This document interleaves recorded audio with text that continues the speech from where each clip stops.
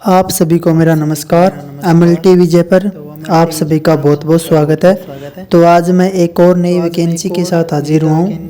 ये वैकेंसी जो है वो नागौर से है, निविदा वैकेंसी है, मतलब कॉन्ट्रैक्ट बेस वैकेंसी है। इस वैकेंसी में अगर आप लगते हो तो 1 साल का 10%, 2 साल का 20% और 3 साल का 30% आपको बोनस मिलता है, जो कि परमानेंट वैकेंसी में आपको काफ़ी काम आने वाला है। और साथ ही साथ सैलरी भी अच्छी मिलेगी और टाइमिंग जो है वो प्राइवेट हॉस्पिटल से कम है। तो मैं हर एक चीज़ बताऊंगा कि फॉर्म कब से स्टार्ट होंगे, क्या कुछ हो रहेगा, कैसे ये लेंगे, कितनी पोस्ट है, क्या सैलरी है, हर एक चीज़ बता दूंगा। और आप वीडियो को बिल्कुल भी स्किप मत करना, क्योंकि आप वीडियो को स्किप कर देते हो फिर आपके क्वेश्चंस डाउट रह जाते हैं, कैसे क्या करना है, आपके कमेंट आते हैं, मैसेज आते हैं, फ़ोन कॉल आते हैं। तो इससे अच्छा मैं छोटा वीडियो बनाने का ट्राई करूँगा, बिल्कुल छोटा सा वीडियो, जितना हो सके उतना छोटा वीडियो बनाऊँगा और पूरी कोशिश करूँगा कि हर एक डाउट आपका क्लियर हो।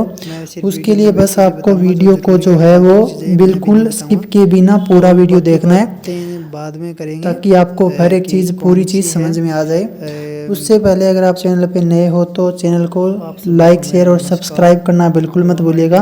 बेल आइकन भी दबा लीजिएगा, क्योंकि मैं हर बार जैसे कोई सेंटर की वैकेंसी हो गई, स्टेट की हो गई या फिर डिस्ट्रिक्ट में कॉन्ट्रैक्ट बेस की हो गई, जैसे ही कोई वैकेंसी आती है तो मैं अपडेट लेके हाजिर होता हूँ, वीडियो के माध्यम से आपको बताता हूँ। तो आप बिना किसी जैसे कोई वैकेंसी आती है तो हमें क्या होता है, अरे यार फॉर्म अप्लाई हो गया, हमें पता ही नहीं लगा, हम फॉर्म ही अप्लाई नहीं कर पाए। तो ऐसा आपके साथ ना हो, तो आप अपडेट रहने के लिए चैनल को सब्सक्राइब जरूर कर लेना। और आपको मेरे चैनल पे हॉस्पिटल में जैसे कोई टेस्ट हो गया, लैब में, ब्लड बैंक में कैसे काम क्या करना है, CBT टाइप टेस्ट भी, MCQ, PYQ, हर एक टाइप का वीडियो मेरे चैनल पे आपको मिलेगा। अगर कुछ देखना हो तो आप मेरे चैनल पे जाके वीडियोस बहुत सारे आप देख सकते हो। और इसके अलावा भी बहुत सारी वैकेंसी आई हुई है, अभी मैंने वीडियो भी डाले हैं 2-4, तो सभी में आप अप्लाई कर सकते हो। एक बार मैं पोस्ट बता देता हूँ कि कौन कौन सी पोस्ट है, उसके बाद में मैं आपको बताऊंगा कि तारीख वगैरह क्या है, क्या सैलरी रहेगी, कितनी पोस्ट है, ये सब बाद में बताऊंगा। पहले मैं पोस्ट बता देता हूँ, ताकि अगर आपकी पोस्ट होश में तो ही आप ये वीडियो देखना, ताकि फिर आपका टाइम वेस्ट करने से कोई फ़ायदा नहीं है। इसलिए मैं पहले पोस्ट बता देता हूँ। और इससे पहले अगर आप चैनल पर नए हो तो चैनल को सब्सक्राइब करना बिल्कुल भी मत भूलिएगा, क्योंकि कोई भी वैकेंसी चाहे परमानेंट हो, चाहे सेंटर की हो, चाहे स्टेट की हो, चाहे डिस्ट्रिक्ट कॉन्ट्रैक्ट बेस हो, या फिर चाहे रिजल्ट से रिलेटेड कोई न्यूज़ हो, कट ऑफ हो, या फिर लैब टेस्ट हो, ब्लड बैंक का या हॉस्पिटल का कोई वर्क हो, हर टाइप का वीडियो है वो मेरे चैनल पे आपको देखने को मिलेगा। और साथ ही साथ CBT टाइप टेस्ट भी आपको मेरे चैनल पे मिलेंगे, आप वो भी जाके अटेंड कर सकते हैं। तो चलिए मैं एक बार आपको पोस्ट कौन कौन सी है वो दिखा देता हूँ। तो पोस्ट के साथ साथ क्वालिफिकेशन भी है भी कि क्या क्वालिफिकेशन होनी चाहिए फॉर्म अप्लाई करने के लिए। तो एक बार पोस्ट बता देता हूँ, फिर मैं ये भी बताऊँगा कि सैलरी क्या है, क्या सिस्टम है, वो आगे कॉलम दिया है उसमें ये भी बताया गया है, लेकिन यहाँ पे सिर्फ नेम ऑफ पोस्ट और मिनिमम क्वालिफिकेशन ही बताया है, बाकी डिटेल आगे है पेज में। तो सबसे पहले नर्सिंग सुपरिटेंडेंट की जो पोस्ट है, उसमें RNC registered BSc MSc nursing degree qualification मांगा गया है। नर्स ग्रेड 2 की है, जिसमें registration GNM diploma BSc nursing मांगा गया है क्वालिफिकेशन। मेडिकल सोशल वर्कर के लिए BA और BS in social worker, physiology, psychology, public health, human service और इक्विवेलेंट मास्टर डिग्री। तो क्वालिफिकेशन आप आगे देख पा रहे होंगे। तो health education instructor, audiometrician, executive assistant, medical record keeper, ये 12th बेस की है। एग्जीक्यूटिव असिस्टेंट सेकंड क्लर्क, ये भी 12th बेस की है। और executive assistant second store verifier, store keeper cum clerk, lab assistant और लैब टेक्नीशियन। अब लैब असिस्टेंट में 12th पास साइंस और its equivalent with diploma in medical lab technician and RNC certificate. और lab technician में 12th pass in science with diploma in medical lab technician and RNC registered. मतलब diploma वाले दोनों है वो, lab assistant और lab technician, ये double धमाका हो गया।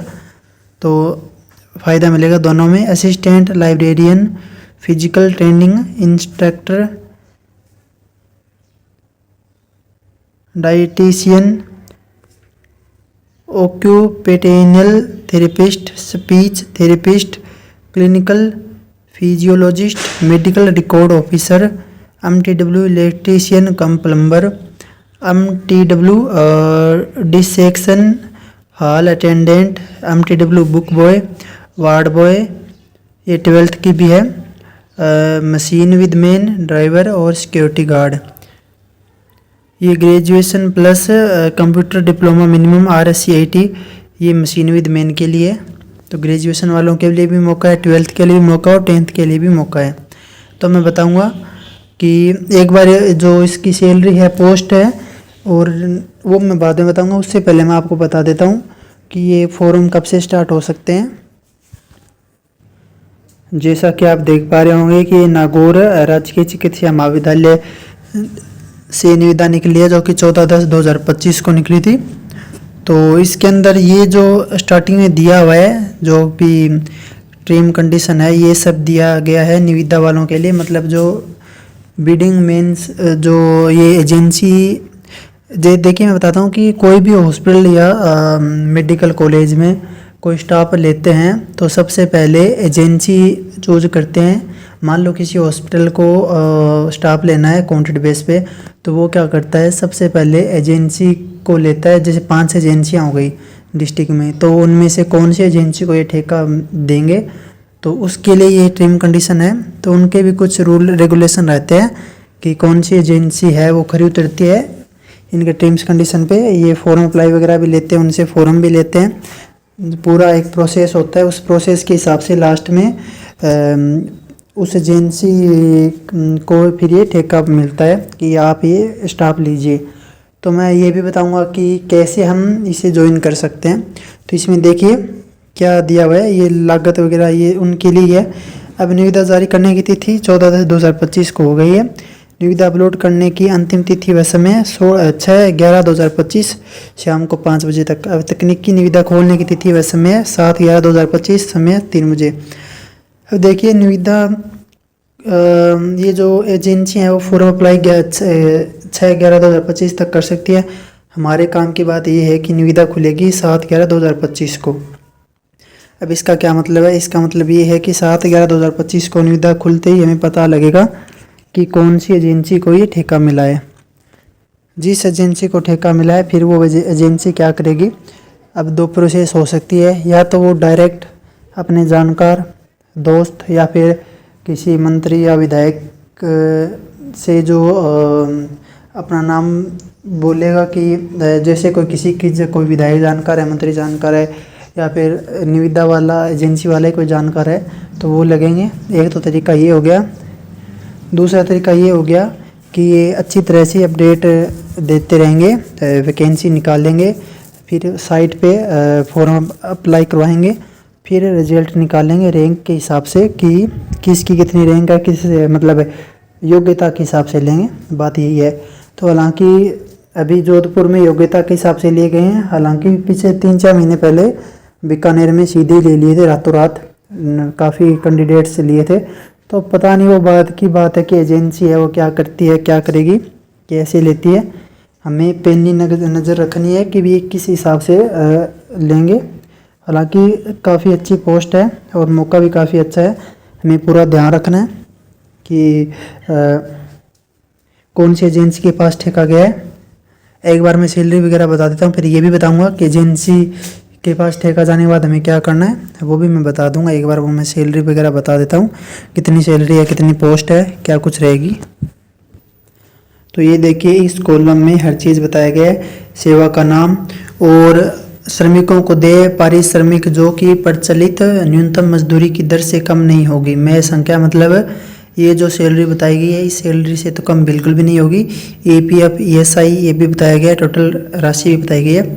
जैसे बताता हूँ कि जैसे नर्सिंग सुपरिटेंडेंट है उसको उच्च कुशल की श्रेणी में रखा गया है।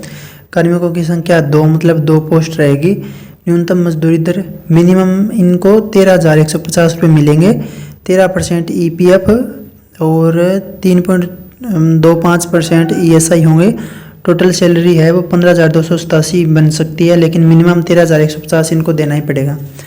ऐसे ही फिर नर्स ग्रेड सेकंड के लिए उच्च कुशल में रखा गया 27 पोस्ट है और सैलरी 13,150 है और टोटल 15,287 रुपये हो गए। मेडिकल सोशल वर्कर 2 पोस्ट है। हेल्थ एजुकेशन इंस्ट्रक्टर के लिए 2 पोस्ट है। तो मेडिकल सोशल वर्कर के लिए 16,900 रुपये सैलरी है। EPF ESI अलग से है। ऐसे ही फिर आप ये नीचे भी देख सकते हैं। ऐसे ही लैब असिस्टेंट के लिए कुशल श्रेणी में रखा गया है। टोटल 8 पोस्ट है और 11,200 रुपये सैलरी है। EPF ESI मिला के 13,020 रुपये बनते हैं। और लैब टेक्नीशियन को उच्च कुशल में रखा गया है। टोटल पोस्ट 17 है और 13,150 रुपये मिनिमम सैलरी है।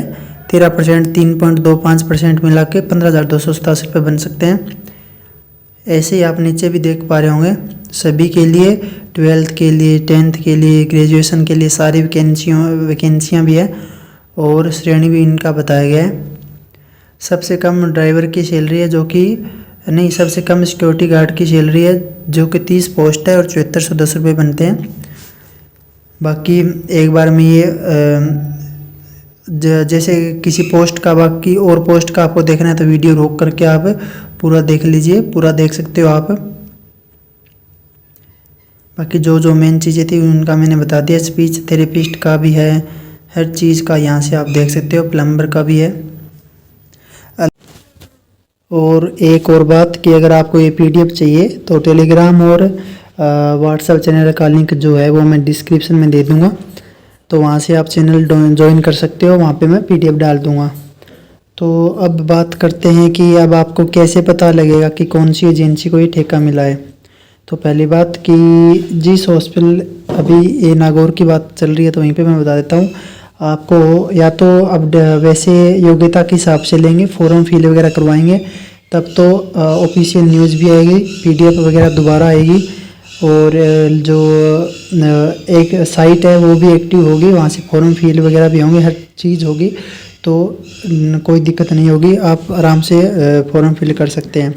लेकिन अगर फॉर्म वगैरह नहीं लेते हैं, सीधा कॉन्ट्रैक्ट बेस पर लगाते हैं, तो आपको क्या करना है, हॉस्पिटल के अंदर जाना है।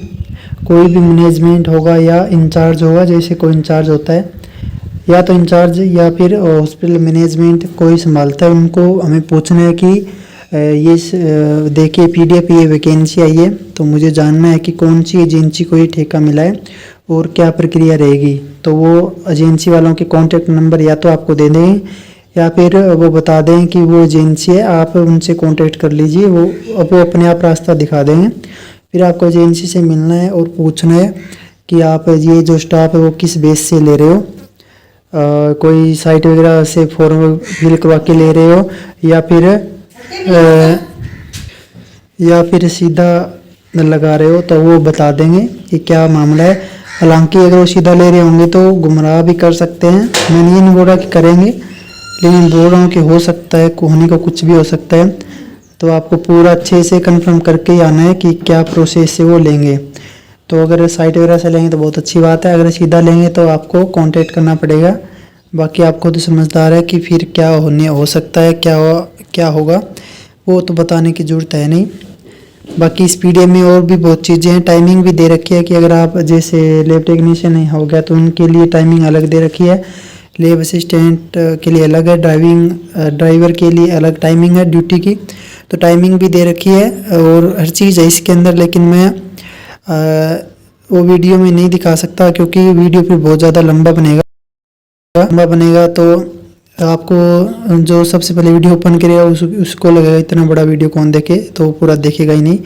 इस वजह से मैं ये PDF डाल दूँगा ग्रुप में, आप वहाँ से देख लेना।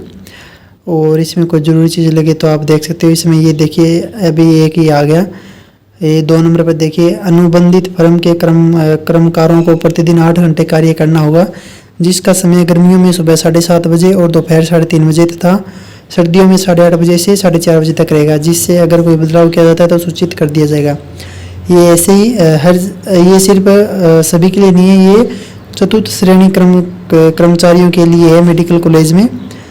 ऐसे ही सभी पोस्ट के लिए दिया होता है कि टाइमिंग वगैरह सब दिया होता है, तो उस टाइमिंग के हिसाब से आप ये PDF पढ़ सकते हो उस चीज़ को जानने के लिए। अब रही बात कि कितने टाइम के लिए ये स्टाफ को रखेंगे, तो चाहे कैसे भी स्टाफ को लगाए, यही होता है कि या तो जैसे कोई आप लगे हो लैब टेक्नीशियन के लिए, तो जैसे आपको ड्यूटी भी दे दी, तो जैसे ही कोई परमानेंट स्टाफ वहाँ पे आता है ट्रांसफ़र करके, तो आपको हटा देंगे। या फिर जैसे अभी NHM का रिजल्ट आने वाला है तो उनको ज्वाइनिंग देंगे तो आपको उठा सकते हैं। अगर कहीं और सीट नहीं मिली तो ऐसा भी हो सकता है कि कोई NHM का रिजल्ट आए तो उनको आपकी सीट पे कोई भी ना आए। ये टीम कंडीशन पे ये डिपेंड करेगा। आपको उठा भी सकते हैं 1 साल से पहले, और आप अगर वहाँ पे कोई बंदा नहीं आया, नया परमानेंट बंदा नहीं आया, तो आपको वो आगे टाइमिंग बढ़ा भी देंगे। तो ये बातें एक बार लगना ज़रूरी है। तो चैनल को सब्सक्राइब करना बिल्कुल भी मत भूलिएगा। आप सभी का वीडियो देखने के लिए बहुत बहुत धन्यवाद।